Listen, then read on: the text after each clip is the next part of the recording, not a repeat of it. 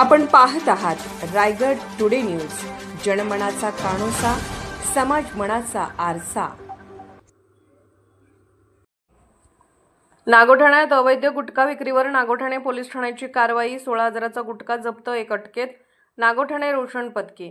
दिनांक 6 नोव्हेंबर 2025 येथील बाजारपेठेतील एका दुकानातून केशरयुक्त विमल पान मसाला व V1 तंबाखूची साधारण 16,280 रुपयांची पाकिटे बुधवार 5 नोव्हेंबर रोजी दुपारच्या सुमारास नागोठाणे पोलिसांनी जप्त केली असून एका आरोपीला अटक केली आहे।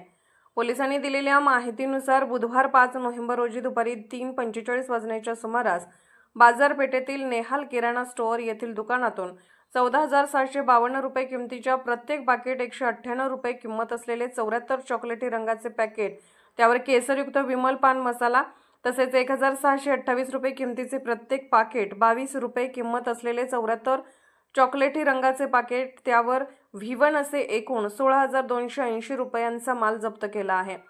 तसेच आरोपी क्रमांक 1 हर्षित अशोक पटेल, वय 36 वर्ष, राहणार आंगरआळी, पोस्ट नागोठाणे, तालुका रोहा याने मानवी आरोग्यास अपायकारक असलेला महाराष्ट्र राज्यात प्रतिबंधित तंबाखूजन्य गुटखा विक्रीकरिता बेकायदेशीर बाळगून तो तंबाखूजन्य पदार्थ मानवी आरोग्यास व त्यावर महाराष्ट्र शासन राजपत्र असाधारण भाग 4 क अन्न सुरक्षा व मानके कायदा 2006 अंतर्गत नियम व नियमने 2011 क्रमांक असुमा अधिसूचना 500/7 जुलै 2021च्या आदेशाने नागरिकांच्या आरोग्यास हानी पोहोचवणाऱ्या अधिसूचनेद्वारे विक्री व साठा करण्यास प्रतिबंध केलेल्या तसेच मानवी आरोग्यास अपायकारक मालाची विक्री करण्यासाठी स्वतःजवळ बाळगलेल्या स्थितीत मिळून आला।